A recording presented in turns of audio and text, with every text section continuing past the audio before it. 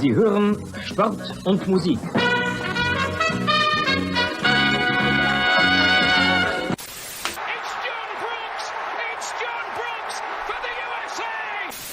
Spiel ist aus! Deutschland ist Weltmeister! In a world where fans fight over whether to call it football, or soccer, two German men defy the odds and call it Fußball. Bringing you inside the German-American football experience. And now, here are your hosts, the Schnitzel Boys.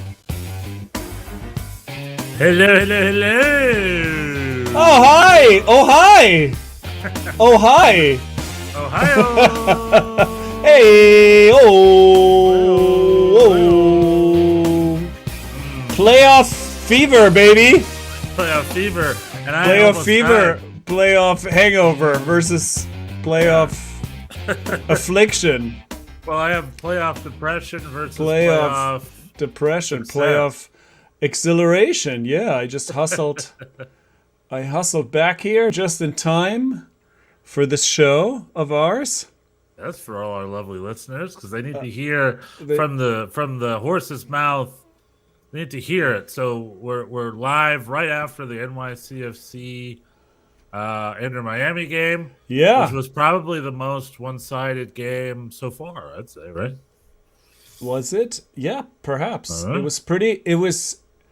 I mean, it it did not feel that way to me because I was just genuinely worried. I mean, I'm always I always worry when these, especially when these kind of knockout games. It's always stressful. But I really did not come to the stadium thinking, "Oh, we've got this." I was definitely worried. We had a lot of injuries.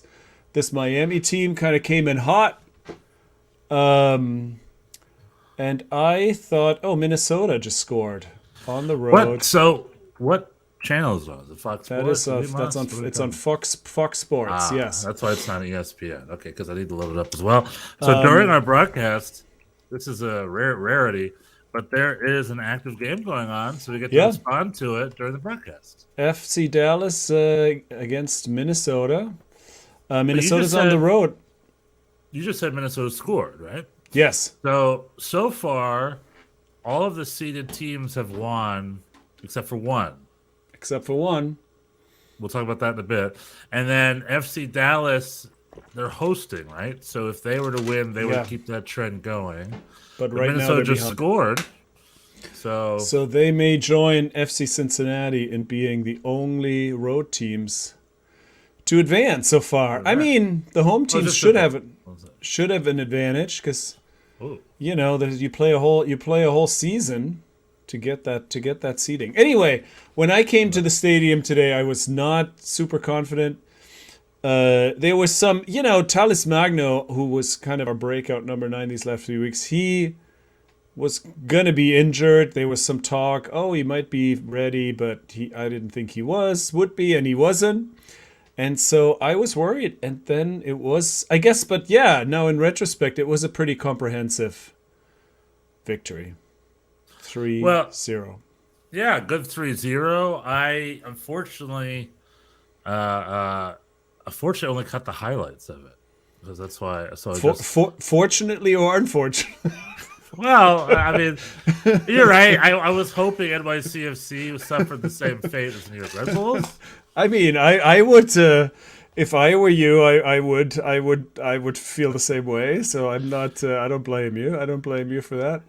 I can't lie either. Once the Red Bulls lost, I was like, yeah, okay. The forces. Everything's all right. Like even if we lose now, it's not. Right, because it's like you at least matched us. At least we're not going to be watching. Yeah, exactly. In addition to the sweep, other than the U.S. Open Cup, we had the U.S. Open Cup, but during the league, the sweep, and now you guys are one step further in the playoffs, and that means that you had a better season than us. So You had a better MLS season, so I can't. It's the second season in a row, so Yeah, I mean, anyway, we'll get to it. I do want to talk. I guess. Yeah, I do want to talk about the Red Bulls a little bit, and without, I'm not gonna, I'll keep the gloating to a minimum. Please, because I think there's a much bigger issue going on than the Red Bulls. Which we'll get to in a bit. Yeah, I think maybe we're thinking about the same thing. Yeah. Yeah, anyway, no, delightful game. So how was the stadium? Good. It was pretty good turnout. Citi Field. So for those who don't know, we were supposed to play in Red Bull Arena. We have no stadium. This is well documented. We play in Yankee Stadium. The Yankees are also still playing probably tonight, right? They're playing right now. So the Yankee Stadium is not available because there's baseball being played there. The Mets were also in the postseason, so it was supposed to be Red Bull Arena, which I don't mind. I like that stadium, but a lot of NYCFC fans do not enjoy playing there, and so often the attendance is low. And so when the Mets got eliminated from their playoff very quickly, the team made an effort and succeeded in moving this game to Citi Field, and turnout was pretty good. I don't know. Yeah, you said you didn't watch it. I thought it was, it was obviously not, it's a baseball stadium. It wasn't sold out. I don't know how many people were there, but I was pleasantly surprised. Then it rained, and so that then kind of, drove a lot of people to seek shelter. Really? And they were kind of in the on. Just watch the game. I don't know. We also were, I was not in the supporter section. Our tickets were on the opposite goal, and I almost got into an altercation because then people behind us told us to sit down. Oh, I was like, sit down? What are you talking? It's a playoff. It's a playoff game. Sit down. So then, but then those types, when the drizzle started, those types kind of ran for the covered section, and so I happily stood there with I had a rain jacket. It never got that bad. Compared to the Orlando game a few weeks ago where there was torrential, where there were puddles on the field and the ball at times couldn't advance because the field was so soaked. This was nothing like that. And yeah, the vibes were good. People were into it. There were chants coming not just from the supporter section, but throughout the stadium. People were waving the whatever towels that they had handed out before. Can I ask did you not buy supporters section tickets for the playoffs? Well, my tickets are not. I'm not in the supporter section. My tickets in Yankee Stadium are below. They're right. This is like a weird. It's a quirk of Yankee Stadium, which never exists in any other setup. I have a numbered seat in a section that's right below the bleachers, right below the supporter section, Yankee Stadium. So I feel like I'm close to there, but I have, when I first started going, I took my kids and they were very little, so they were too small. They were too small for the supporter section, and so. I also enjoy the numbered seating. I like kind of showing up and knowing where to go. So at Citi Field, it's different. So the supporters are on the other side, and often at times I've snuck into that section. But today I don't know. The view from their section is not. It's kind of at an angle. I don't enjoy. I don't enjoy the view, I guess, from there. Right. And plus, today it was pretty packed, and we didn't have tickets for that section, so we would have been kind of, in the back. And so, anyway, we opted to go to these other seats, which were, I also feel like, I then can lead the charge of yelling from other angle. You know what I mean? Like that noise comes from other directions. And there was good. We had great views. All three goals were scored right in front of us. So from a viewpoint perspective, I think this was the right decision. Even though, yeah, I mean, I do like being closer to the supporters because I get loud and I certainly do not want to be told to sit down. True. That is a thing. It depends. It depends what section you're in. But I feel in a playoff game, the whole stadium should be up. Yeah, it's like, no, that's poor etiquette. I mean, and this was like one specific person, so we don't want to generalize. But when I was at story time, when I was at a comedy theater in New York City, the Empire Citizens Brigade, I was in the back laughing, having a good time, and the person who had, and then I was in a standing room only section because it was sold out. Right. And the person seated in front of me, or the seat, turned around and said, "Could you please not laugh?" Yeah, I mean, just like I was like, some people, okay. There's all kinds. Theater. It's all it's for everybody, right?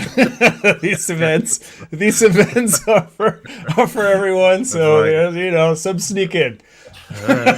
It's like, I guess some people just need to get out of the house sometimes, but they're not good at being out of the house. They're not good at being out of the house. They really should just stay at the house. Also, just kind of I guess the comfort with just telling people to comply to their wishes. To comply to their comfort. It's like this is how I imagine this should be. And so, when I watch the TV, there's no one in front of me. So make it like TV to me. I mean, I have certain, like, I'm not saying there's only, there's not just one way to do it. I have certain peeves as well. Like, for example, people waving flags. Like, sometimes that's sort of like a big thing. Like, oh, the supporters, waving. I'm like, there's a game going on. It's like a flag, somebody waving a flag in front of me. I find that irritating because it blocks your view. The flag also, I don't know, is it me being a little bit of a Euro snob here? I feel like an American, if you sit near an aisle, I usually sit near an aisle because I have to go to the bathroom or something, which ends up being a mistake because people go up and down that aisle all game. They're just up and down that aisle, and it blocks your view of the game depending on where you're sitting. Oh, right, depending on the angle. It's like sit down and watch the first half of the game. And I think it's because a lot of people just at a stadium to be at a stadium, they're not really focused on the game that well, and there's just a lot of people just going up and down, walking in front, over the whole time. Yeah. It's like in Europe. That's not really the case. I mean, again, I haven't been to all of Europe, obviously. But I've been to a Prem game, been to a Bundesliga game. I went to a La Liga game and a Liga MX game. Went to a La Liga game. People sit down, they watch the game, for the first half. Well, I think that is a cultural thing in the sense that American. I think we've talked about that before. American sports, usually last longer. There's more interruptions. It's kind of a different vibe. FC Dallas just equalized. I was going to say, FC Dallas just got an equalizer. 1-1. FC Dallas, America's team, by the way. We got Jesus Ferreira, we got Paulo Ariola, we got Sebastian Lletget, if you remember him. Yeah, I just saw that. I was like, oh, that kind of... I sort of missed that. I missed that. Quignon. I missed that Lletget ended up at FC Dallas. I don't think I knew that. Hey, but Minnesota. He was at the Revs for like 6 weeks, and then Minnesota still starting Will Trapp. God bless him. Oh yeah, Will Trapp. Minnesota. You said Minnesota, right? Minnesota. And Minnesota. Yeah, there was a graph on ESPN FC or whatever the other day where it's like because they had this rotation, this captain rotation system, and they listed on the Greg Berhalter era. All the people who've been captains. It's a lot. And on that list was Sebastian Lletget and Will Trapp. I was just like, oh, yeah, I remember those guys. Well, I mean... Oh, no! Minnesota. Wow, no, playoff. Offside. Playoff. Offside. He's waving his finger. Waving his finger. Reynoso says, you got to check. Check with the... Listen to... Because he doesn't think Ted Uncle. Ted Uncle's got his arm up. Yeah, We're going to. Let's see. Oh my God! He could not be more off. What is he? Where's the ball right now? Hold on. Where is? Oh, the ball's being passed. No, He it's the one in the is. middle. Is he offside? He was He offside, was right? very much offside. Yeah, All right. and he All should right, not yeah. be. He should not be waving his finger like that. Yeah, play has gone on. Yeah, not close. He's doing Not a it for the close. fans. He's doing it for the fans. Not If a, I was remember. paid- I remember, and I talked about this earlier. Because Gonzalo Higuain was in this game. We witnessed the final game of his career just now, Cool. How sweaty and fat he. was I mean, he was on a tear recently. I was Yeah. worried about him, but not he tonight. scored a goal if he wasn't offside. He finished a pretty good goal.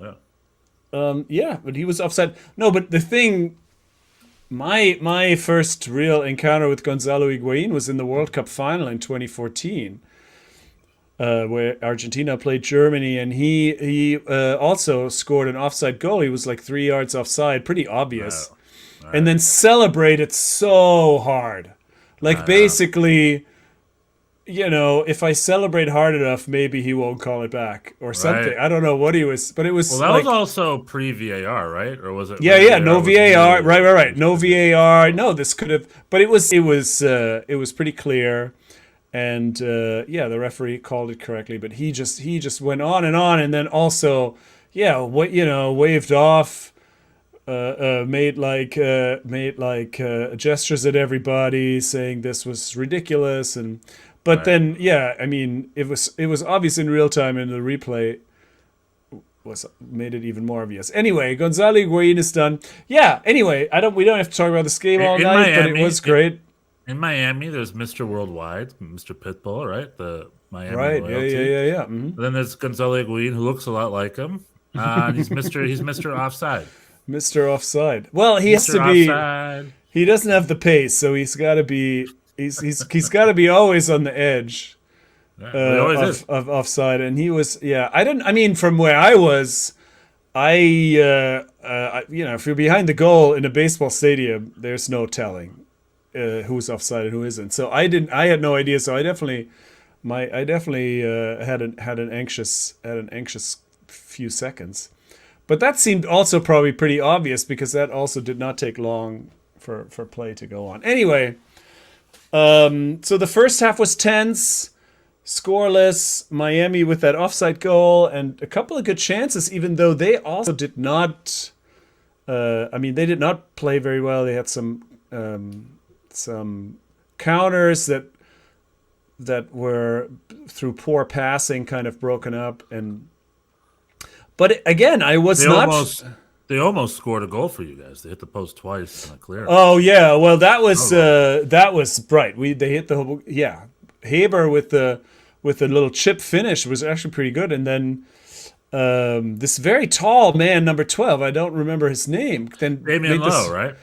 Is that him? Okay. No, let me look it up. Made this very acrobatic kick save against the crossbar, and then Gabi Pereira on the rebound hit the post. Yeah. Also, Thiago Martins on a header hit the crossbar. So we definitely had some chances. But Miami... Ame Mabika from Zambia. Never mind. Very, strikingly tall man. Right. Like towering over really anyone else on the field, not just Maxi Morales, Yeah, but like really. He's Oh, 6 okay, foot 6. yeah, very, That's very, how tall Michael Jordan is. very, strikingly tall guy, but extremely nimble and athletic for a man that size. Saving this kind of almost off the line and kicking it against the crossbar. I mean, that definitely. But then another felt Inter-Miami player kicked it right after that also hit the crossbar. It was hit the crossbar twice. Well, I think that was Gabi Pereira. That was our player, wasn't it? I checked the replay. It didn't touch any of your players. That was Inter-Miami. Wait, that was a...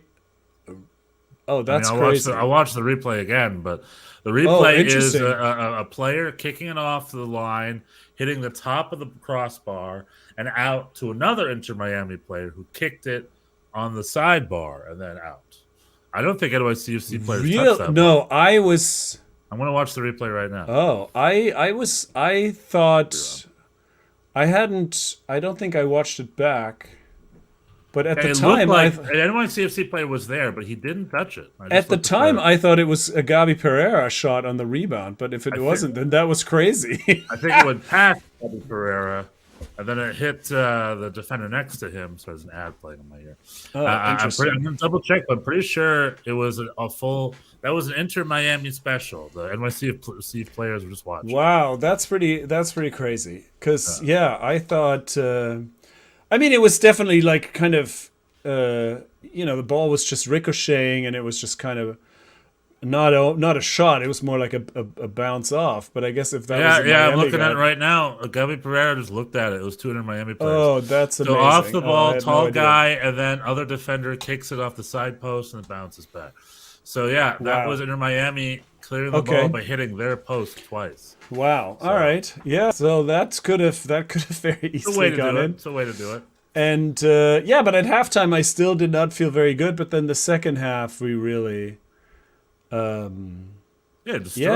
all came together. It was 3-0, and the second goal actually I was looking before we came on. It's a 19 pass sequence starting with Sean Johnson. Second goal. And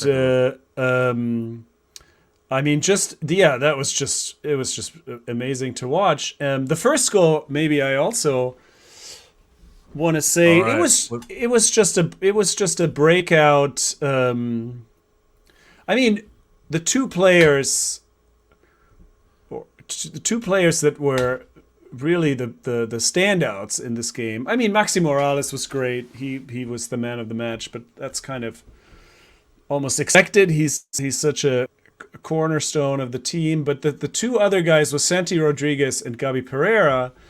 And Pereira is he just arrived this year, and he really, over the year, just got better and better. And he just became a real breakout star and cemented himself in the starting lineup over Thiago Andrade and other people that might be there, Matias Pellegrini.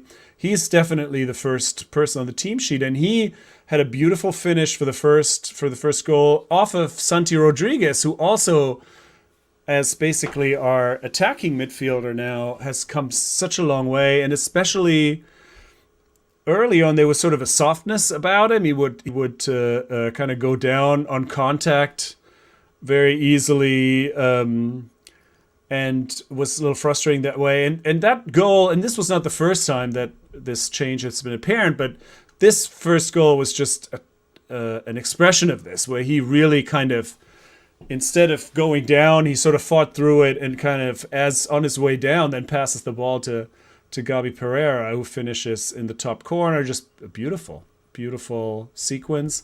And then, the second goal, just a team goal, easy passes, switching from one side to another. And then in the end, it's Tinnerholm to Santi Rodriguez, who lays it off for Maxi Morales. And he then really just slots it in the corner from very, very close range. And that was the second. And at that point, the goose was cooked, as you say. Oh, yeah. There you go. Very Barcelona-like goal. My favorite thing, again, watching the highlights, is in the 83rd minute. You see Phil Neville yell at his players, like, let's go, which is a very, if you're a coach, you just, send your players up forward. And Warren Barton is like, yeah, Phil Neville's a winner. Look at him go. He's always a winner. And I'm like, Warren, they're losing 2-0. He's a loser tonight. Warren Barton. Losing. Always a winner. They're losing. He's yelling at his team to go forward because he lost. And it's desperate. And he's trying to throw his forward. How can you call a guy like that a winner? It's just basic. And I would have done that. Anybody would have done that. It's like if you're losing, you send your players for. Good about how David Beckham and Phil Neville are winners and blah, blah, blah. And it's like, okay, they lost tonight. So, I mean, I guess Nick Cushing's a better winner. I don't know what to tell you. When we did our list of broadcasters we like, Warren Barton is not on the list. I don't like him. Yeah, I think he's okay. I just thought it was very English. Well, I just saw, I was in the stadium, obviously, so I did not listen. I only listened to a couple of clips just now. And he's also, during the build-up, to our second goal, he talks about how Inter Miami is most dangerous when they're behind, and now that they're chasing the game, they're at their best. They're at their best when they're when they're. What game was this, the last game or something? What? Oh, you're talking about Inter Miami is at their yeah, best. yeah. No, they were talking. Right. They were. He was talking about that. So that also Clear Miami bias for Warren Barton because of his friend David. I don't know. I was irked a little bit. Inter Miami also, they have historically and also then this week kind of been very whiny about the whole playing in a baseball stadium situation. Phil Neville had a problem with the late change of location. He was like, "Oh, we don't know where to fly." It's like it's all the New York area, you know. Like you don't have to change your flight. Also, I'm pretty sure they're staying in Manhattan. So I listened to Grant Wall's podcast, and Chris Whittingham, who does their play-by-play sometimes, and what's his face, Thomas Rongan, who's quite the character himself. Oh my God! Travel with the team, and I guess they're there for radio. They traveled with the team to do a live broadcast from the stadium. Uh-huh. And now that I see it's on Fox Sports, I'm like, oh, I guess it's a radio broadcast. I thought maybe there was a TV broadcast. But he met Grant Wall at his favorite soccer bar, Smithfield's in Midtown. Oh, right. And he said it took him 9 minutes to get there via the subway, which to me means, as an experienced New Yorker, they're staying at like the Marriott at Herald Square. Yeah, it was somewhere in Manhattan. They're in Midtown, which means it doesn't matter if you're in Queens or New Jersey. If you're going to stay at a hotel in Midtown anyway, and you take a bus. Distance to either way you go. So yeah, you take a bus.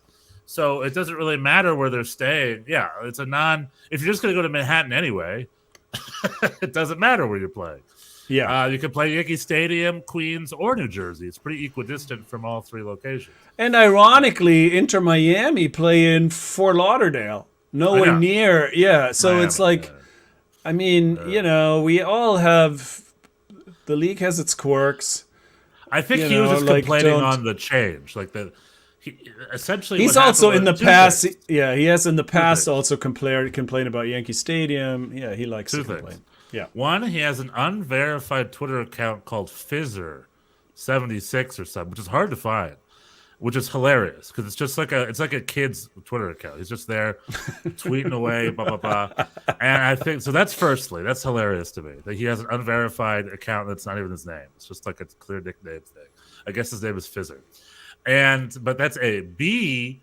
I think he was just upset, and rightfully so. But I think like the supporters group got the information first. Like he learned it via Twitter. He's like, no one told us yet. And then the next day he got an official notice or something. I think that's what he was on Twitter for, because he's like, the paperwork we got was that it was at Red Bull Arena, and then on Twitter he's hearing some supporters get letters saying it's been moved to Queens, and then he wrote back and be like, I didn't, like, please tell me, like, no one's telling me this. I think that's what he was upset about, and I would be too, honestly. It's weird to learn stuff on Twitter about the league. Communications of, but it's all a red herring because it's like it doesn't really matter. Just go play where they're gonna go play. Yeah, it's not like they moved it. It's not like they moved it to a different town. Yeah, right. It's gonna be either Red Bull Arena or Citi Field. Those are really the two options. Maybe Giant Stadium if you're extra crazy, MetLife. But like, that's one or the other. Didn't he say somebody that's what someone did pitch that? Maybe it was someone did pitch that. I saw that on Twitter too. Where it's like if you're gonna be in New York. And it's a playoff game. MetLife's the only answer, or something. And I'm like, I don't know. Okay. There's no public transit out there, so I've done that once. I don't know. I find that boring. All these stadium complaints. It's fine. I find it the only way to get back at you guys. I mean, but it's like also the only way always. For other fans to get power over you is to comment on your. It's really pretty. Vagabond like status as a team who's just running around New York trying to find a place to play. It's a pretty lazy. I mean, yeah, it's like it's very it's not. I'm not saying it's a great. I'm not saying this is not a problem. It is definitely a problem. We need freaking stadium, but for the but as to make it an issue every time, it's just kind of it's just boring. Unsolvable. It's also since the beginning of our existence, it's always been the stadium and the supposed crazy field size has been blamed for everything. When we were bad, it was like, oh yeah, they play in this crazy field. When we were good, it was like, yeah, they have this crazy advantage because nobody else knows how to play on this field. It's like, it's always whatever analysis involving our team, it always begins and often ends with the stadium. It's all because of the stadium. And whatever. It's also for those of you who don't know New York City, the mob controls everything. They steal our subway tokens. They control the land. What? Do everything. So to build something in New York City, you need the mob's permission, and New York City FC hasn't gotten that permission yet. What are you talking? So granted, my point of view might be more 1990s. I think if we more the 90s, but I still, think if the mob if that was true, if the mob controlled this would have long been done. I think it's the opposite. I think they haven't dealt with the mob properly. That's why they're not getting their stadium done. I disagree. The mob has nothing on city bureaucracy. Like if it was the mob, this would have been worked out. I hope so. We'll have to agree to disagree. What I will say though is back in the 90s, very much the mob wasn't like they got 2% in every building contract in the city, and they also designed who got pitched and who didn't. Granted, maybe that's dead, maybe that's in the past, but that definitely was a thing in New York City. Oh, interesting. And maybe I got my tin hat on, but whenever I'm on the inefficient subway that's overpriced, I'm just like the mob is like probably getting 10% of all this, and they're like, I don't know, maybe I'm just making it up, but like, well, I guess if I'm just being an angry New Yorker. Well, anyway, all right. We could talk about this for a long time. All right, we don't talk about the mob, but in general, the New York City building, zoning, politics is the most convoluted, most difficult place in the United States to build anything. It's hard to build anything, and if you there's nowhere harder in this entire country. I mean, Amazon tried to tried to spend like billions, and they got kicked out. So it's like it's difficult. Ferran Soriano, the CFG CEO, CFG main CEO. man. I don't know what his title exactly, but number one, the CFG head honcho said it's very close. We're about to announce, and then you can just imagine the gifs that you find on Twitter in response to that. People like, yeah, we've heard this all before. He also did it during. They always announce it during when the stadium. Remember that terrorist level thing, which I think is still a thing, where like it's red or orange or yellow depending. Oh, the terrorist threat. Okay, terrorist threat level. NYCFC has that same thing for stadium frustration level. So if it's happening a lot, if it tips a certain point, that cues someone from NYCFC to be like, all right, make an announcement. We're 60 to 90 days away from further news. All they're trying to do is quell. Always when there is, whenever there's some kind of stadium issue, then I don't know. The Yankee game, the Yankee game has been postponed. I'm just seeing that's happening tomorrow. Anyway, it's the NYCFC won, good 3-0.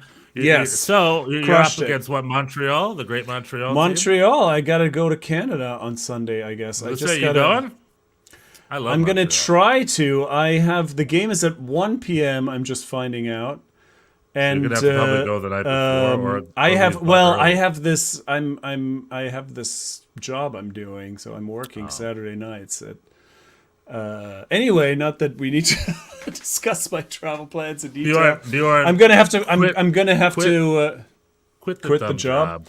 No, I guess I just gotta find. I'm just gonna have to find a plane ticket, I guess, if there is such a thing on Sunday morning.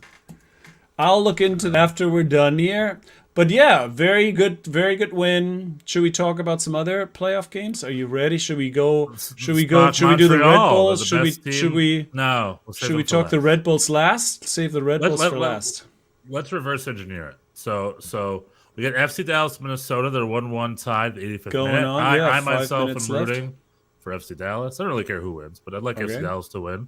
Because, Jesus Ferreira and Paul Arriola heading to the World Cup, and it'd be nice if they were in pretty good form. Anyway, that's another issue. So let's just work our way back. So we had NYCFC Miami. NYCFC took care of Miami well. 3-0. It was pretty one-sided. I know you're saying the first half was tight or whatever. But then what was the game before that? It was the Montreal game, right? Montreal last night. Montreal against Orlando. The other relatively one-sided game. It was a confident 2-1 win. They got the second goal late. It was 1-0 throughout most of the game. But they played the ball. They played beautiful soccer. Montreal's having a great season. And they had themselves a great 2-0 win over my computer. I don't know what is going on. I need to fix this. It always defaults to Yahoo. And Yahoo is the worst thing in the world. Like, just give me Google. All right? Google has everything. Yahoo just sends me to some other site. So Montreal, a little Google machine here, back on Google. MLS playoffs. We had the Montreal 2-0. And then we had let's see here. We had NYC Miami, Montreal, and then we had earlier yesterday, LA, Nashville. Austin and Real Salt Lake. Austin and Real Salt Lake. That was a wild game. That was probably the most exciting game of the bunch so far, as for a neutral, I'd say. Because I was actually, if there was going to be one upset, I assumed it was going to be Real Salt Lake, and they pushed it to the penalties. But Austin really dominated those penalties. It was 3-1. They blocked it was a pretty confident penalty shootout from Austin. But it was a fun 2-2 game going back and forth at each other, heading to overtime. Crazy, wild audience, crowd, I should say, full house. That's like what the playoffs are all about. And good on Austin for being the favorites and just winning and moving on. The winner of this Dallas-Minnesota game has to go to Austin to face them. It's going to be not an easy game. I would love for it to be Dallas again, a nice Texas derby, good crowd. And then speaking of derbies, the other game was LA-Nashville. That LA beat Nashville 1-0. Tight game. Yeah. I want to say it was Ricky Pugh, the Chicharito. Ricky Pugh, the best signing of the summer for any club, I would say. He really took a sad LA Galaxy team and brought them to fourth place. And now we have El Trafico on Thursday, LAFC versus LA, which I'm going to try to get to. But Bjorn, guess how much the cheapest ticket to the LA Galaxy game is? That's probably a lot. $300? Something like that. The cheapest ticket is $220 without fees. So, and that is... Again, I'm going to put my conspiracy theory hat on. Ever since LAFC is known, they've been their thing. I've been following every day. I'm checking the website, and LAFC announced here official match tickets. Go buy them. They've always been resale tickets. They've never not been resale tickets, which means that Ticketmaster sold all their tickets to themselves. For them to resell it, which they're known for doing, and they've been unregulatedly doing. Like the face value of these tickets is not $250. That's the face value for an El Clasico game in Spain between Real Madrid and Barcelona. But the season ticket holders got their tickets because they're part of this pay-to-play plan. Or whatever it's called, play and they get thing. And then the other tickets were just never available ever. It's always been resale tickets. So I'm just like, who owned those tickets? Anyway, for me to go to the game, I have to buy one of these dang on resale tickets. Mm-hmm. And I might have to, I don't want to. I'm waiting for it to go down. Because the good news is there's a lot of resale tickets available. So I'm waiting for it to go down, hopefully. But it might never go down. I might have to pay freaking $230 to go sit in the nosebleed section to watch the LA Galaxy Trafico game. Hopefully it's a good game, but I will try to be there. And then last but not least, right? Did I cover all the games? Last but not least, pretty much, is the New York Red Bulls Cincinnati game. So far, the only game where the visitors came out the winners. Yeah. I'll talk about the game very briefly. New York Red Bull, he came up with a little bit of experimental lineup. Pestruba, he had Diego Reyes in the right wing as opposed to Kyle Duncan. Christian Caceres Jr. did not play. was one of our key players. He was on the bench. Caden Clark did not play, but I guess he's had a little bit of a wacky season anyway. The lineup was pretty good. I'm not going to complain too much about it. Who was this D mid named Edelman that I have never? Daniel Edelman. He's our star player. He's our big. If New York Rebels does one thing right, it's to bring in young Americans and bring them through. And Daniel Edelman was our big breakout star of the year. Has Daniel he played, Edelman is has a he young. played a lot? I haven't. Yeah. He's played all season. Okay. Daniel Edelman is a U.S. U20 international who played for the U20s at the CONCACAF with Caden Clark. He was one of our two U20s. And he's, again, a great young player right from the academy. I think he's only 19 years old or something. And he's been one of our bright spots in an otherwise pretty bleh season. But, it was Aaron Long in the back with Carlos Cornell. Aaron Long with, I think, Sean Nealis, right? And then John Tolkien as a left winger. And then Diego Reyes as a right back. Daniel Edelman as a holding mid. It was a 4-2-3-1, which we don't usually play. We usually play a 4-2-2-2. But did a 4-2-3-1 to tinker, because the playoffs are a good time to tinker. And we had Luquinhas and Lewis Morgan. Try something new. Luquinhas, Lewis Morgan, Elias Manuel up top, and the other two players are so forgettable. I'm forgetting their names. Holding, but they were pretty solid. The lineup, I'm like, it's a pretty solid lineup. But Elias Manuel, our Brazilian number 9, who scored 2 great goals the last game, was pretty much on an island. Got really no service. Luquinhas was flopping around. Lewis Morgan, easily our best player of the year, did a thunder strike to score a great goal to put us ahead. Good, Great goal to put us ahead. And we're like feeling good, but then he goes and he injures himself on the celebration. Apparently, it's gonna take it off right away in the 53rd minute. And it's like, Morgan, man, don't celebrate so hard. We need to play. And it's that's a very That So Metro moment. For those of you who don't know, That So Metro is when the team shoots itself in the foot. Usually forward players will score on us, like a Matt Miazga, or something crazy will happen. Like a guy will score 3 goals and then be traded the next day or something. There's just all these That So Metro moments. And that's another chapter in the book of That So Metro, for our star player to score a goal-ahead goal in the 53rd minute, only to injure himself in the celebration and get taken off. And after that, it was Cincy. Cincy got themselves an equalizer, and then they got themselves a winner right at the end. A very young Brandon Vasquez just smoked a very old and uninterested and off-form Aaron Long to just get that winning goal, and Aaron Long couldn't be bothered less. It's just like, look at him go score that goal. That's cool. I guess as a center back, I should have been there, but whatevs, And Cincinnati gets their 2-1 win, and their dream season continues. Good on them, Cincy. You deserve it. Well done. The bigger issue I want to talk about is New York Red Bulls dying? Is the ownership killing the club?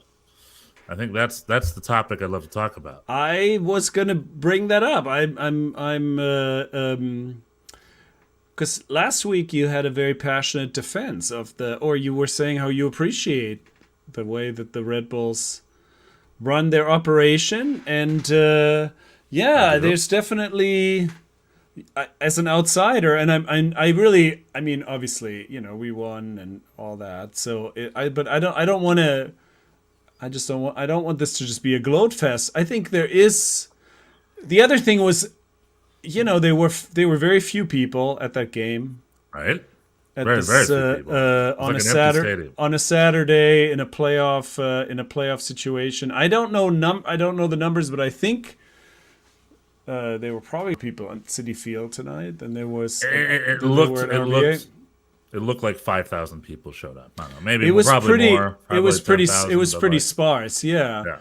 And the other thing that we learned today, when the MLS Player Association released their annual salary info release, which usually they do early in the year, right? I was sort of surprised. Did they release that today? They released that today. And the lowest spending team by a fair margin Yeah, it's us. are the New York Red Bulls. 2 years in a row. So I think Same last year too. I think it's a legit question. It's clear. So two things. I'm still all about our academy. Like that. That's a separate soapbox. MLS is what, 29 clubs now with St. Louis coming 29 clubs. Yeah, that's another. Anyway, I have another. And how many of them are known for developing domestic talent? 4, maybe 5, right? So that's a difference. Is that true? Yeah. Okay. And when you think of, I mean, I understand, I understand there's exceptions every now and then. But as far as clubs that create players, it's the New York Red Bulls, FC Dallas, and then 1 or 2 others. I really go think of New York Red Bulls and FC Dallas, we have a few. I know NYCFC's got a couple. LA Galaxy used to be really good at it. They haven't been great at it lately, I don't think, but they used to be really good at it. But it's 29 clubs. There's no relegation. All clubs should be just developing talent left and right, in my opinion. That's true. Right? What's the deal? Why are you bending over backwards to sign people from Romania's second division? Just hire an American. You know what I mean? That's a different soapbox. No, that's fair. I'm with you. Like San Jose. I don't know. It's just like they're just finding these players left and right from God knows where they find these players from. And it's like, just find an American player and train him a little bit. I don't know. What's the point? But, I don't want to talk about that now. So New York Red Bulls does that really, really well. However, I think they do it out of necessity, which is fine. You should have that necessity.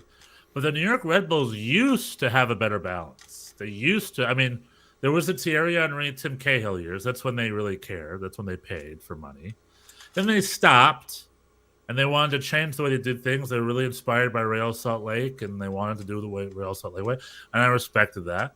But so then they brought it, Bradley Wright Phillips was performing well, and guys like Danny Royer. They did a really good job bringing in a lot of young domestic talent. They found Aaron Long off waivers from USL or something. And there was a guy named Mike Grella, who was this European journeyman that they found. That they did a really good job balancing youth and senior players. Nutmeg Frank Lampard. Right. And Mike Grella, who's now an analyst for CBS Sports, I think, which is so good for him. He's going to media. They had a great balance of youth players and like solid professional senior players. They're not stars, but they're senior international players. And then what we've seen, and they would win. They won with them. They won 3 Supporter Shields, 13, 15, and 2018. They won a Supporter Shield as recently as 2018. Since then, though, they've gotten rid of the senior players, and they're just not spending money on anyone. Mm-hmm. And transfer windows start and end with us signing no one. Maybe loaning in some obscure player they could get their hands on, like an Eloios Manuel. And these are clearly decisions made, I think, from the office. And if I didn't know any better, I'd say Austria isn't returning their calls. So they're like figuring it out with the money that they have. They're like, we have MLS money. Let's figure. It's them trying to problem solve. That's what it looks like to me from an outsider. We have this new sport director who just came in. If this following offseason isn't a major overhaul where they're bringing in a lot of good senior players, proven players, then it just seems like Austria wants this club to just limp on, and they don't really care. They're like, they just want to cost as little as possible. You know what I mean? It seems like they don't really care if like here in LA, $220 for a playoff game. It's packed. The Red Bulls, I probably could have gotten that same for $5 because no one. Oh yeah, they did these last ditch efforts at the grocery stores in New Jersey to offer them special tickets in the area. Every year, it's the same thing. They don't sell at all, and then towards the end of the year, they do these last ditch cheapo efforts. And people just weren't buying it this year. And unless they're playing NYCFC, that's the time when everybody shows up. Those games are always packed. Yeah, but And the local, like, they're advertising to like New Jersey locals who maybe went to a game but don't really care. You know, they have alienated their fans year after year after year. And after this last game, there was a big open letter on the Facebook Rebel forum where a guy is just like, "This is my letter I sent to my ticket rep." He's like, "I pay year after year after year season tickets, but you don't show up and you don't use our money, like you don't spend our money. So I don't know what you're doing with our money." He's like, "I'm not interested in coming anymore. Bye bye." And like, you know, and that's just been happening. So many like when I was there in the mid tens, let's say, stadium was pretty full, and we were winning, and things were fun, and people were into it. it was definitely it used to be busier. Yeah, for sure. Since then, NYCFC came in town to take some fans. Red Bulls did nothing; they didn't care. And then in addition to that, they've just let their club die. They've just let the fans go away. They spend no money on players. It's like they're treating it like a USL team. Like they think they're one of the only owners that have no interest in winning MLS Cup. It's like they just don't care. They've got that German mentality I talk about, where it's like they care more about the bottom line of their player business than actually putting a championship team together to win a championship. And I'm seeing that in droves in New York. And I'm telling you, I've been there. It's hard to disassociate from the New York Red Bulls. You know, I'm not a fair weather fan. I'm there from the thick and thin. Yeah. But New York Red Bulls, you need to spend money on some players. Like, you need to pep up a little. Like, you know, you've got people. Like, if you want people to come to that stadium, you need to give them a reason why. And right now, it seems they just don't care. And it's just like all the criticism the Red Bull ownership has gotten was at its apex this past weekend. We whimpered into the playoffs, and then we had this home playoff game that no one went to, and they couldn't sell a ticket. What's the phrase I'm looking for? They couldn't sell gas to a car that had no gas. And I'm making that up, but they couldn't sell water. Couldn't sell water in the desert.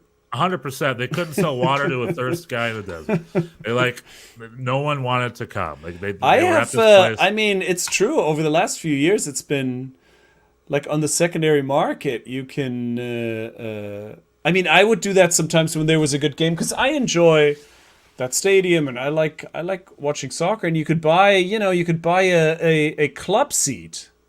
Sometimes I would do that with Max, and I would spend like, I don't know what the face value was, but you could get like for $80 for a pair nice. of club seats, and that would include a buffet. You would go like my son would load up on chicken tenders and mac and cheese or whatever and whatever they had, and it's like usually there. And you can usually next door. right, and because they give these tickets. You know, the season ticket holders just sort of give them away for anything on the secondary market, and it's no demand. It's too bad, and the I used to go. It used to always be cheap, which I like. By the way, I'm not like I have been shocked that moving to LA, tickets just doubled in price at least. Right. Like I can't get an LAFC for under $50, and to me, as a New Yorker, I used to go to New Jersey games for under $20, no problemo. Oh, for sure. It's like it's great. Like I'm happy that it's successful. I don't like how expensive it is. LAFC should build a bigger stadium. I think stadium. You know, I think they can sell it. Galaxy games is still relatively reasonable. For $25, you can get a beer and a seat. That's nice. So I appreciate that. But like, you know, I don't. I do miss those old days. But now it's just sad. Now it's just like, well, there's absolutely no demand, and it seems like no one at New York Red Bulls cares. It seems like they just don't care. It seems like it's like they're not motivated. I got a phone call 4 or 5 years ago. I went to an LA Galaxy game once, and I get emails and calls from the ticket reps all the time, which is annoying, but whatever. They're on point. The New York Red Bulls called me once 4 or 5 years ago, and this was an office in Wisconsin or Minneapolis, I want to say, somewhere, and it was an MLS ticketing office, not a Red Bulls ticketing office, built for underperforming teams. So a guy in Wisconsin calls me to see, like, hey, how can we get you to the Red Bulls again? And I'm like, you're from Wisconsin? Who are you again? He's like, oh, yeah, we're an MLS ticketing office, and We're here to help clubs out. That essentially they're an office built by the league to be there to help out the absentee owners. You're like that was like an NGO going to a third world country for economic development. They're helping. Yeah, exactly. That's 100% what it is. And it's like LA Galaxy doesn't need this office in Wisconsin to sell their seats. They have their own thriving office. You know what I mean? Yeah. So probably NYCFC, same thing. They have their own reps doing their own I thing. think. So, I mean, if whatever we ever build a stadium in the 5 boroughs, I expect that to be full every time or close to it. You should. New York City should be able to fill a 50,000 seater stadium with soccer. I don't know why it wouldn't. I mean, I'm telling you, this LAFC stadium is too small. They need more seats. They should put another 10,000 seats in there or something. I would like that personally. I just don't understand why all these stadiums have to be 25,000 seaters. It's like make a 35,000 seater and sell it. Seattle could probably pull that off. Toronto could probably pull that off. Yeah, but also nice to have, nice to keep it small and have a good atmosphere. I don't know. Oh yeah, only if it's full. I would not want to build an empty stadium. Right. I'm just saying when they talk about the NYCFC stadium, I think it's always in the 25,000 range. Right. I don't think they're going to build some kind of gigantic place, which is great. I mean, and Red Bull Arena is great in that sense. It's a great stadium. It's a beautiful stadium. I love Red Bull Arena. Yeah. And it used to be busier. And the location is not, it's fine. It's the same.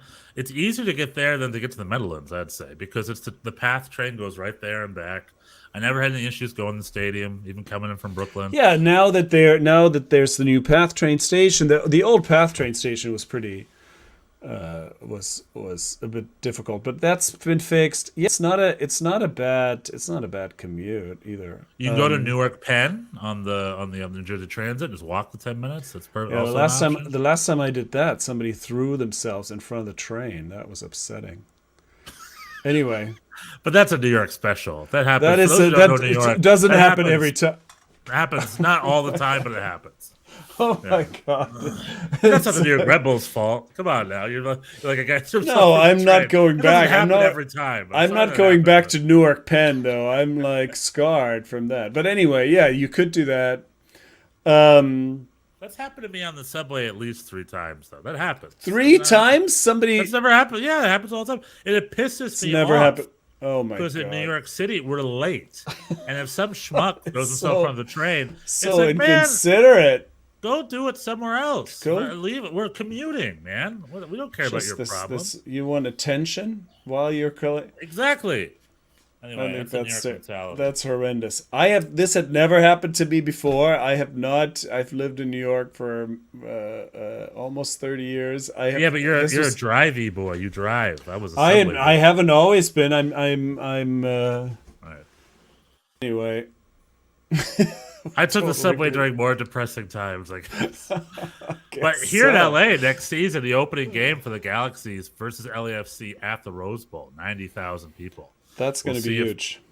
I'm definitely going to be there, and we'll see how many people they can fit in that stadium. And it'll also be a good clue on the zest. That the LAFC here in LA, LAFC and LA Galaxy, full stadiums, beautiful stadiums. They both have their own stadiums. You see jerseys around. I could talk LAFC with people at work.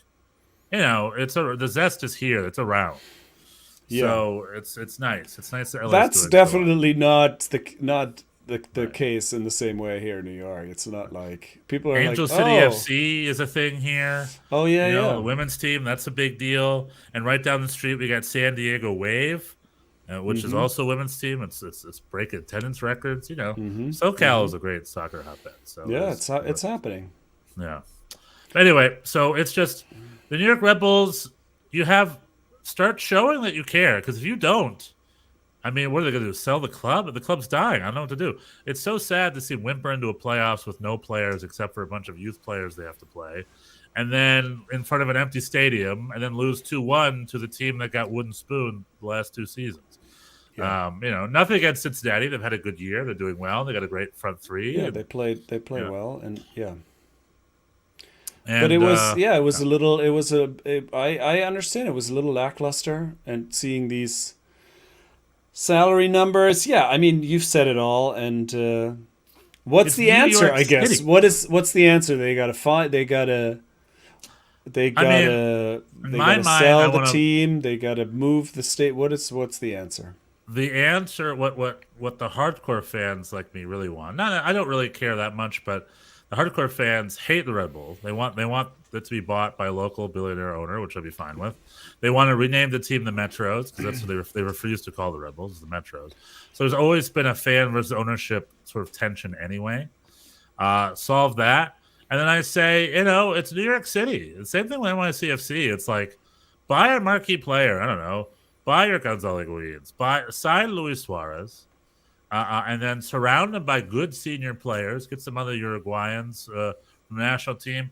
Go get Karol Swardowski. Don't buy Patrick Klimala. Buy Karol Swardowski, an actual Polish international who likely will be on the plane to Qatar. Like, if you're going to buy foreign players, buy quality foreign players, proven ones. Not all of them have to be so unproven. And then still player youth. We got a whole bunch. Daniel Edelman, Caden Clark. I love that Kyle Duncan made his way back. The other thing is we lose a lot of our players. We're saying goodbye to Aaron Long. Matt Miazza came back in the league. We didn't put any effort to sign him. I just saw Kamar Lawrence, who's here on the field for Minnesota. Yeah, he's gone for Minnesota, yeah. Kamar Lawrence, one of the best left backs we ever had. Amazing. We just let him go on to Belgium for no problem. And then 6 months later, they always come back to the league and play for a different club. And New York Red Bulls just lets players go. And it's just put a little, put more effort in the transfer market. It was like it was a joke, right? For a while, once you're the captain, then that means you go bye-bye. And Aaron Long is next. Way out. It was a joke. Now it's sad because it's like, okay, we're always losing our best players, and we're isolating our leadership and just getting rid of all our leadership year after year after year. Again, I just don't really get what's going on as far as team building goes. It's like we got rid of Dax very abruptly, Dax McCarty. And then we got rid of Sasha Kleshin. Then we got rid of Luis Robles. And now we're getting rid of Aaron Long. It's like we're getting rid of the few senior leaders we have. Is that official? Aaron Long is out? He's been out for months. He's gone. He's bye-bye. I think that's why he's playing so lackluster, because they just didn't want to pay him any money. So he's like, fuck this. That's my theory, because he's been bad. And I think my theory is Aaron Long wants Walker Zimmerman money. Which is well within his rights to want, in my opinion. And New York Red Bulls is like, oh, okay, bye. Go get it somewhere. So he's gonna go get it somewhere. He has to wait till the World Cup's over. And he's gonna free. He's gonna go sign it. I would love for them to re-sign him and pay him Walker Zimmerman money. He's worth it. And Lord knows we've got the money to spend because we're not spending on any other players, And I don't know, but buy a handful of good senior players to match our kids. Struber said it was never in the cards for us to be successful this year. It's like, Struber, your first ever coaching game was a New York Red Bulls playoff game. And here we are 2 seasons later, and you've made it just as far as from your first game. You've never broken the record of your first game. So that literally means there has been 0% as far as progress. So he said next year is time for our next big step. And I'm like, okay, show it. Buy players. Show us the next big. There was no reason you didn't have a big step last summer. And it's not, there isn't, before this year, you didn't think you were going to finish 4th in the East, right? I didn't. No, he did great. He did great. It was a pretty good year overall, considering the squad and considering despite the work. Like all summer, we're like, we need a number 9 and we need a center back, and then just crickets. It's like, go buy 2 players. You don't need to rehaul. Yeah, that's the thing, right? You're not far. You're not that far away. Yeah. And they just didn't. It's just crickets, and then the season and the transfer window ended, and Struber's like, "Yeah, that was a little disappointing. We got to do what we got to do." And then we get this new sport director, and then during his press conference, he says, "With momentum and luck, we will go into the playoffs. We need luck." Literally, our new sport director was planning on luck. This is what that's what they brought him in to he's got a lucky dance, or like what is he doing to increase the luck? He was planning on luck, and that plan didn't work, Bjorn. What are you gonna do? It turns out that plan didn't work. Yeah, you were Can't not. plan on There luck. was no luck. You didn't have a lot of luck in that game. That's true. So Well, like, so it's sad state of affairs. Over we'll in New see. Jersey. Yeah, we'll Sad to say, we'll see what happens. my blue friend. I mean, they're pushing me closer and closer to one of the clubs out here. I don't know. Maybe it's time for me to convert. You're gonna convert. Now is a very trying time. You can be an NYCFC fan too. We can. We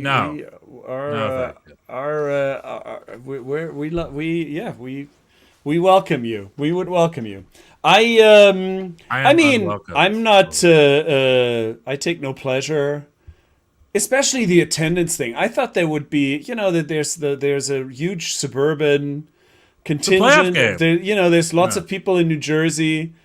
And for whatever reason, it just is not. It's gotten worse. It's not like it was never. It's not like it never worked. No, but over the last few years, it's just gotten. It's become an issue. And I feel they have no interest in solving it. It's like figure it out, solve that issue. I don't know. They leave it to the Wisconsin people. Yeah, exactly. So. Just a couple of notes on this salary cap situation. It's so odd, right? That's just an odd thing. Once a year, the Players Association releases this list, and then everybody knows what everybody makes. With a grain, I like it with a grain of salt. There's certain we're always told like these are not 100% accurate. There's certain whatever. Some things get in and others. And so it's not gospel, but it definitely gives you an idea.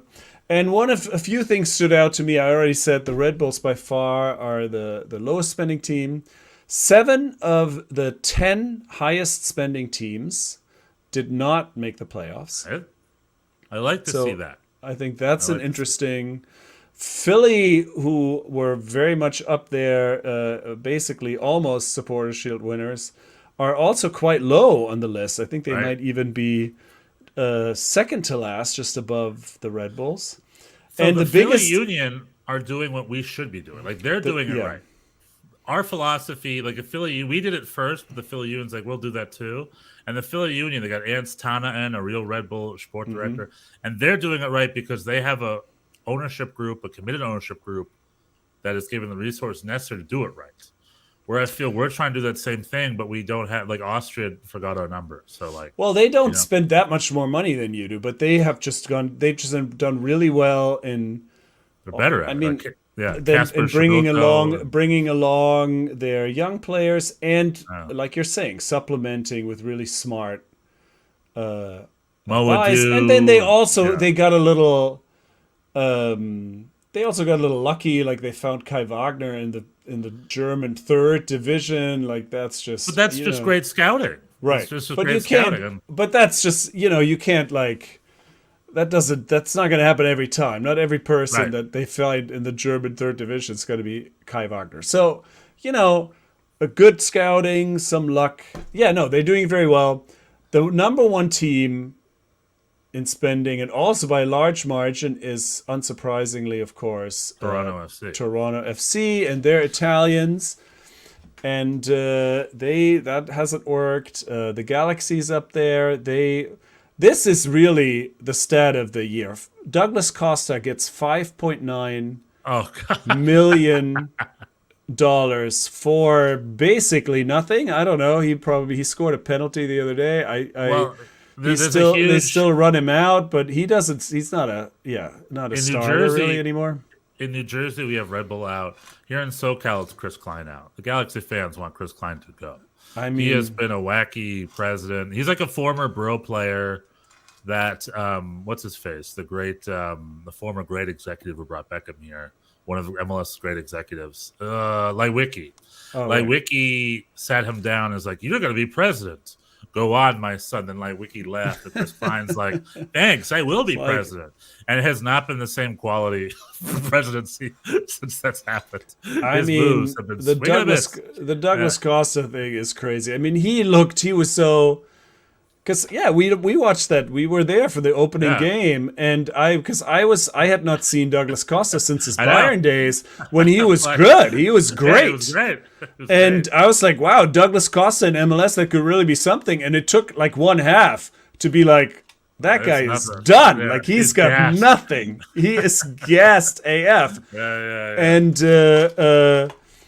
so yeah, horrendous signing. He's a very 1.0 DP. He's like a DP from the 90s. Like there was a guy, one of my favorite Brazilian players of all time was this great guy named Janilson. Remember Janilson? He was on the 98 squad. He was world class, but he was, certain players can really just stop being good all of a sudden, really go off the wayside.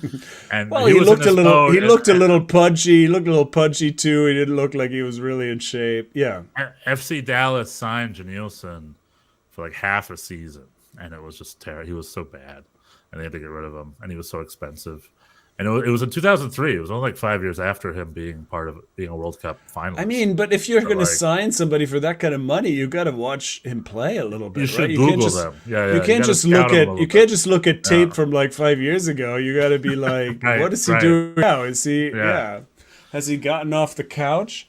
It's like, he was just released from this team from the Cyprus Premier League. Oh, lucky us. We can get him for free. That's how we can afford him. It's like, if he was in his prime, obviously he'd be too expensive. But right. 5.9 million is a bargain. Anyway, yeah. I mean, he makes Shaqiri look like a solid investment in comparison. He gets 8 million, but he's actually, I mean, I don't know. FC Dallas. The heel. A back heel goal from Leggett cleared off the line. Oh, you were a few seconds ahead of me. Okay. Yeah, so we are in overtime here between Dallas second and second half of overtime. We may need it. May see another shootout. Ex-NYCFC player Brad Stuver did extremely well for Austin yesterday. He had a couple of saves. One extremely sick. Anyway. That was one thing I wanted to say about the salary. Right. The other thing that also kind of caught my eye, and this is, a little preview.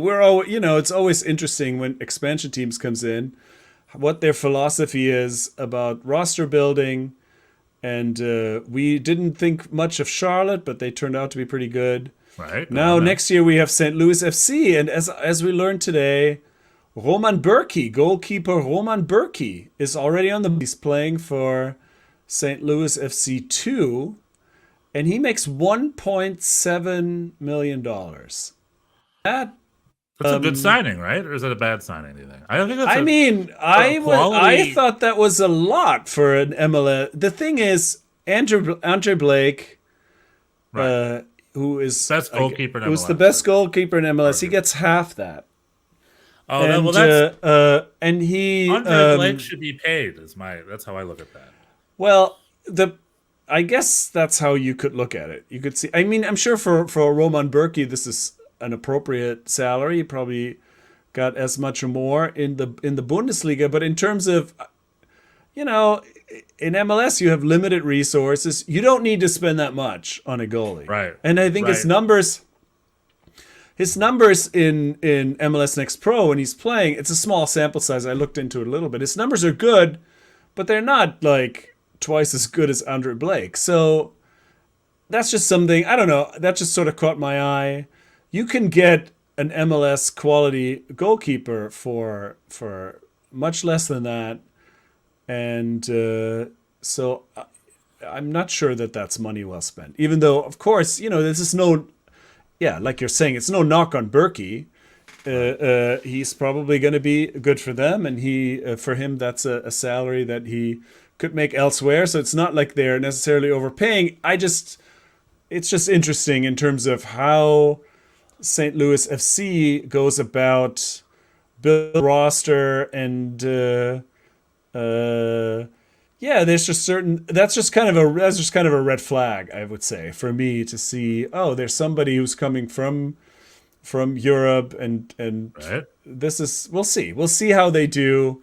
The other thing that you disagree with the signings. What you're saying? I don't think that is a good way to spend your money. Yeah, you can get you can spend your money more wisely and get a goalkeeper that's fine for less. And I would love to talk about the bigger issue of all that.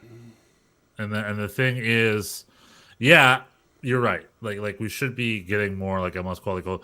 But the reality is that if because it kind of relates to the fact that there's rumors that although I think it's been debunked that MLS is going to introduce a fourth DP slot. Have you heard those rumors?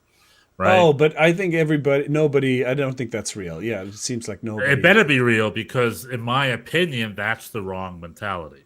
What MLS needs to do is need to get rid of all these rules, and they just need to let people get a soft cap and just a decent sized salary, and let them spend money across the roster how they see fit. That's my opinion. Yeah, I agree with you. So when you're looking at this expensive European goalkeeper as a bad signing, yes, but that's more on our roster rules as opposed to anything else. You know, like right. I think that is a good signing in theory. Because there's 11 players on the field, you need 11 quality players in every position, and you need depth. So you need quality players on the bench too. So an MLS club should be able to pay a goalkeeper $2 million a year of value, and not feel like they now have no money for players on the other side of the field. You know what I mean? The goalkeepers matter. You know, Tim Howard was one of those. Casey Keller's one of those guys. They didn't make that much. In New York, we had Frank Rost. Remember Frank Rost? Yeah. I remember that. They paid him $1 million a year, and he was. Wasn't worth it either. Not worth that was not. It's not a good value. Frank Rost was worth that because in the Bundesliga he'd make at least $1 million a year somewhere. Yeah. But, you know, and the reason it was seen as bad is because they had no money elsewhere because they spent on Frank Rost. Right. Well, and that's the thing. There is a there is a salary cap, and there are the constraints the way they are, and under those parameters that just caught my eye. I was like, oh, that's not I don't think that's the way I would. Right. That's the way I would do it.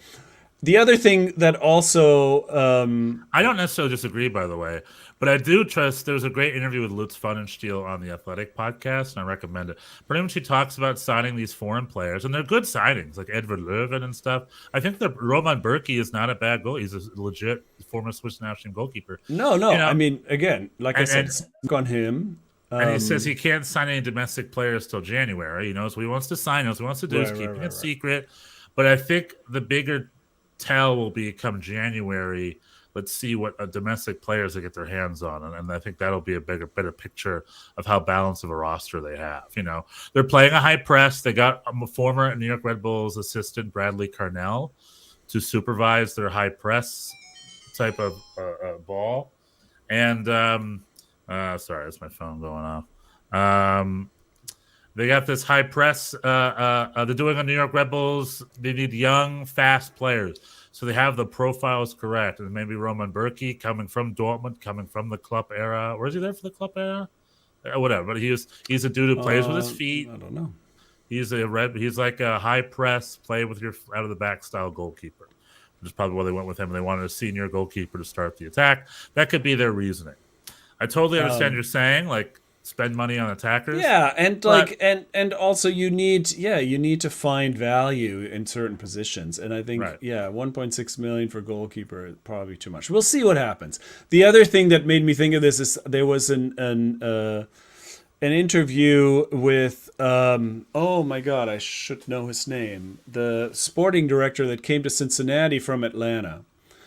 And he was basically saying when he walked in, Cincinnati just didn't seem like an MLS team. He says, like, usually, you know, you walk into an MLS and if you've been around long enough, you look at a team and you go, oh yeah, that's the guy I played against. Guy who used to play CLA. This is the coach that I played against in the U20, whatever. Yeah, Chris Albright. That's it. Thank you. Okay. He was like, you know, you see these people that you just know, and he said Cincinnati was not like that. He was just like, who are all these guys? I know. And I think that's the and I think that's where it was like, this is where we have to change the culture. There needs to be some. You need to find the value in the low. You can't just bring everybody in from abroad, which Right. is what Yeah, you're and saying too. Right. And anyway, that was my last salary thing. It's like it's midnight. I We're know. an hour We haven't 20 even in. talked Germany yet. This playoff game is going into penalties. I know. I think they we just had don't. this- We could make it probably short. We can talk briefly about the Bundesliga. Yeah, just a couple. Let's just do a Bundesliga high. Like, let's spend 60 seconds on it.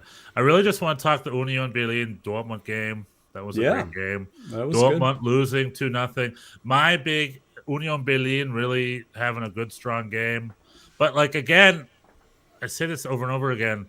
Aiden Terzic is out of his depth. I don't understand the Aiden Terzic thing. I mean, do you? He's not a convincing coach. They don't look 2.0. They have not. They don't look better than last year for sure. But when he was coach for them 2 years ago, it was like, ugh, this guy. He's very much a Mahing Jung. He's very much like a motivator. I think they like him there. Wait, But Pep Guardiola, he is not. Whoa! Hold on 1 second. Do they need a system? You think they need more of a system, perhaps, in Dortmund? Yeah, I think they need a coach with a system, and they need to know what they're doing. You know, you know how I feel. They should have never gotten rid of Marco Rose. They should have supported him better. Yeah, I I think agree. there's a thing going on where Watzke's always looking at his watch and he just wants a yes man, and I don't really know what's going on over there. They need more of a personality coach. Whereas Urs Fischer, Union Berlin, is like, we know exactly how we play, and I know how to administer it perfectly. Mm-hmm. And Urs Fischer, who's easily a coach of the year in the Bundesliga, and could easily be up for a big gig. He could very well be the next Bayern München coach, or something like that, or maybe even the next Chelsea coach or something. You know what I mean? Like, he's like the next big sort of coach, I think, coming out of the Bundesliga. Thomas Reis is available. Anyway, I think he'll be available for quite some time. Maybe he's going to make his way to Stuttgart. Stuttgart needs someone. The other thing about coaches, so Dortmund, thumbs down. Union Berlin, thumbs up. Thumbs up. Bruin in Berlin. Yeah. What did you just briefly? What do you know anything about the Jordan Siebatcheu Pifok Alexander Injury. Arnold lost to Loftus-Cheek injury? As far as I know, there's no update. He was injured and taken off the field, which Greg Berhalter was probably smiling ear to ear. He's just like, Oh, come thank on! God. Now I don't have to explain It's why I'm not bringing him. terrible. That is terrible. Now I don't have to explain why I'm not bringing him. Makes my press conference easier. Let's see. Jordan Pifok. I don't know. Hopefully it's nothing. I'm crossing my Jordan Pifok news. Nothing. It's dang Yahoo. I don't. If there is update, I don't see it. So hopefully he gets on the field. We'll see. Hopefully he'll be. And then He had a beautiful assist in that game. Right assist. And then he almost scored a goal. It was a last minute clearance from a defender. So the people that are a little worried that Pifok isn't scoring, it's like, he's fine.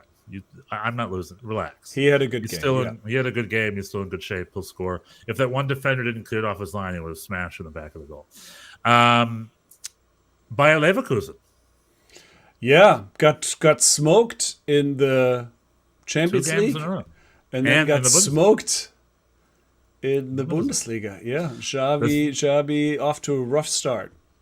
He had a great 3-0 win, and it was like, good. That's the Bayer Abu Dhabi with a great goal. It's like, those are the players we know. They've got good players. The quality's there. Yeah, That's what. And then it was a 1-game bounce back because they went right back to their old ways the next 2 games. So what's going on at Bayer Leverkusen? We'll see. Yeah. RB Leipzig had a little bit of a lackluster tie over the weekend. They're still. oh no, they won that game. Oh, did they? What am I thinking of? Hertha. Oh, Hertha. I'm thinking of their 1-1 game against Mainz the weekend prior.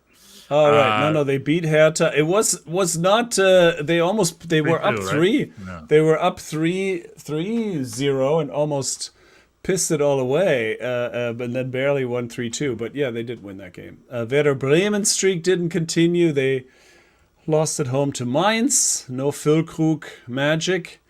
I tuned in 3 minutes late to the Bochum game in Stuttgart. and they were already behind when I caught up with them. Stuttgart celebrated the post Matarazzo area with a convincing win, and the commentators were going out of their way to say how everything's feeling different now, and I'm like, this is just, you're playing Bochum, man. This is we'll see. I mean, I hate to. No, I you're hate right. to be that way, but like, yeah. There's this great YouTube video of English chants, and I highly recommend it because I haven't heard. And one is a team. I forgot what. I wish I could remember the exact chant, but it was like, "Don't flatter yourselves. We lose every week," or something. Right. Yeah. It was like it's like other teams. You're nothing. Oh yeah, we lose every week. We lose every week. You're nothing special. We lose every week. Right. I've heard that before. Exactly. Yeah. And I'm just like, I love it. Good on you, guys. Good on you, boys.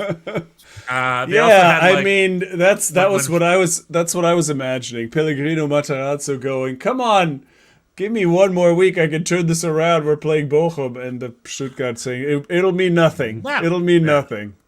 Now we want to give a good false start for whoever's replacing you. And as far as I know, they're still looking for a replacement. They're still looking. They still have an interim, right? Bochum, 4-1 loss. Yeah, it's gonna be a long season. Yeah. For poor VfL. Maybe Thomas Reis will end up the head coach at VfB Stuttgart, perhaps. God, maybe. Ledge, the new coach Ledge. New Bochum coach Lech, I just saw a headline in Kicker. He said that he is not for there's a game midweek, and he said he's not going to turn on the rotation machine. And I was like, so weird. The rotisserie? the rotation machine will not get turned on. I was like, first of all, who do you have to rotate? I know, it's like, come on. Did he say because I have no bench? It's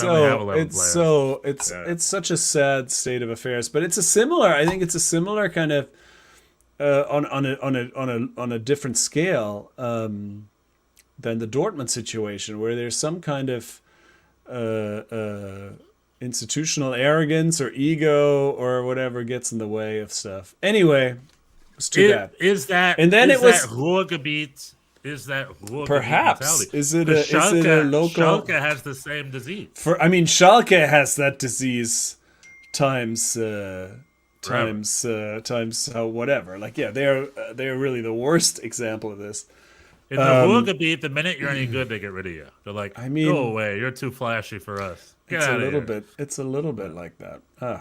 Anyway, and then there was what was advertised as Super Sonntag, Super Sunday. We had because we had basically the top 4 teams playing each other: Freiburg, Bayern, and Union Berlin. Dortmund. We talked about Union Berlin. The Bayern Freiburg game did not live up to the hype. Typical Bayern. Freiburg got killed, and Köln beat Union Berlin Augsburg. Got the 3 points. So again, who beat Augsburg? Oh, that was a good game. Köln, right? Köln. Simon Tickes got a winner right at the end there, right in front of the Kölner fans. It was a fun game, back and forth. Yeah, they're hyping him as the Modeste replacement. Well, Köln got rid of Modeste and just kept on marching. They're good. So they some good old scouting there, some good old replacement there. Seems like Köln isn't missing a beat even without their great scorer Modeste. Yeah, so good they're on doing Köln. quite well. Good on them. But can anyone catch Union Berlin? They have a 4-point lead over Bayern, and we're going to penalties, by the way. Here in Minnesota FC Dallas. There was a missed VAR opportunity earlier. I'm curious. I want to check the highlights on that. Here we go. Right up number 1, and he scores easy. Number 10. Is that Reynoso? Right. Reynoso for Minnesota. Rolling the finger wagger from Wagger. Anyway, that was the Super Sonntag. The Super Sonntag. Boys. That was our Bundesliga minute highlights. I think the big thing is something's a brewing in Berlin. So let's. I'm rooting for them. I'm hoping. Do I feel Union Berlin are gonna win the season? Probably not. There's a lot. It's only week 10. There's a lot. 24 more weeks to go, and Bayern München has that depth They have the real rotation machine. They have that. They depth do have. forward. They turn the rotation. They fire up the rotation machine every week. Yeah. Union Berlin has Europa Pokal, so they have the same amount of games this season as Bayern München. Oh, what a cheeky FC Dallas! Ooh. You see that? It bounced off the goalkeeper. Goalie got a into the foot goal. in it though. Yeah. He almost embarrassed him. Let's see. This almost looks like a Panenka here. It's like a it was trying to be a Panenka, It's and a the goalkeeper Panenka. almost. Almost. Would love for the goalkeeper to kick that out. I know. Because I've seen enough Panenkas to laugh me a lifetime. We need to stop doing those. It was fun once. Now it's just only good. disrespectful. Only good when it works. Yeah, it rarely works. Will Trapp gets one. I remember Will Trapp. Do you remember him when he was the national team captain? Yeah, he used to be the captain of the national team. He used to be. He's gonna miss. He was the first. What did I just say? He missed. Oh yeah, you're right. Stefan knows. Will Trapp does not have quality. Yeah. Will Trapp. Yeah, why he was probably the first example of people being like, "What is Berhalter thinking?" I know, like he was, but eventually, Will Trapp. In his defense, Will Trapp was like a younger Michael Bradley type. But then, just like Michael Bradley, without the career, without any of the offensive or defensive qualities. Yeah, he retired early. Like he's like Michael Bradley is now, but Michael Bradley at least had a successful career in Europe for a while beforehand. Legit finishing, showing he's got talent. Legit he's with like, remember me? Legit penalty. Yeah, it's the war of the remember me's. I would have put some money on Dane St. Clair being a good goalie in a penalty shootout, but so far he has not been close, except when he got the foot on the Panenka. All right, we got a guy walk. I'm debating whether we should end the podcast or do a play-by-play of these penalties. I mean, now we're committed. Now we're here. Committed, yeah. Bro. Number 33, stepping up. Anyone who's been with us this long will indulge this as well. Adrian Heath looking out, number 33, stepping forward, and go! Minnesota! With 2 win, 1 miss. It's tied. What is he doing with his head? He's doing a weird thing with his head there, celebration. The goalkeeper guesses right. This goalkeeper, the Dallas goalkeeper, I don't even actually know his name. He's been much closer than Dane St. Clair, who I think I thought would be the better one. Oh no, Matt Hedges. Matt Hedges, team captain. He's still around. Yeah, he doesn't. He's veteran. Like a center back. Three steps. 3 steps. 3 steps. He's just passed it in the middle, Alex Kahn style. No, to the left, very finessed. But you do the Dallas ones. I'll do the Minnesota ones. Let's do that. Right. So currently, Matt Hedges, who never got a fair shake with the national team, in my opinion. Great penalty. Yep, taken like a center back. 3 steps. Let's go. Jesus Ferreira, America's favorite soccer hipster. But he's yet to come. Now, you're doing Minnesota. I'm sorry, I'll be quiet. Number 2, Benitez, stepping up, putting it on. FC Dallas goalkeeper looking at him, eye to eye, as they stalk each other with every step. And number 2 holding. Number 2 running up. And goal for number 2 Benitez, top left. Goalkeeper guesses right about unhaltbar. That looked unholdable. Unholdable. Number 30 goalkeeper. Unstoppable. That looked for a second like it was gonna go high. Oh, here he comes. As I was saying before, America's favorite soccer hipster, Jesus Ferreira, is stepping up, number 10.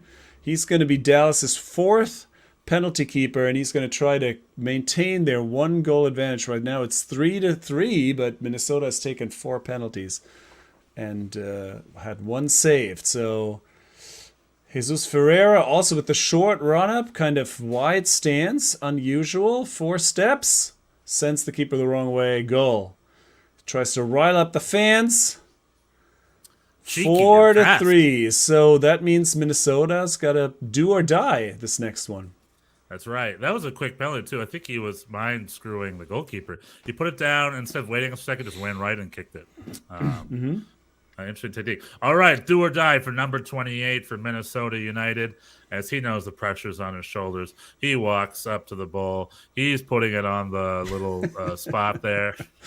He knows the FC Dallas goalkeeper has a Apple TV. Apple TV. If you're not watching this, you should. There's some talent here.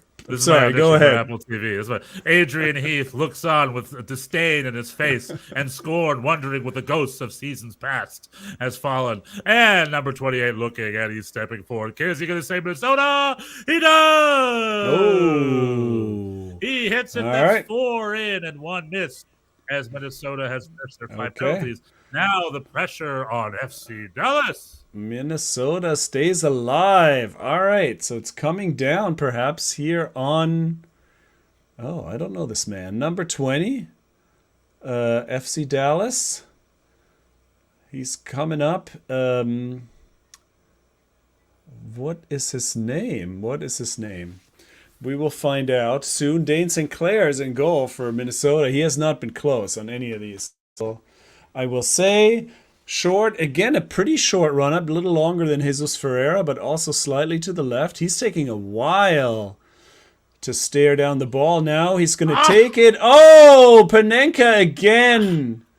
Alan Velasco. That's right. I'm sorry. I should have known who that is. I have not seen a lot of and that's FC Dallas, and that's it. FC Dallas scored all 5. And the Red Bulls are the only home team to lose in this round of the playoffs. I mean... Thank you for saying that right away.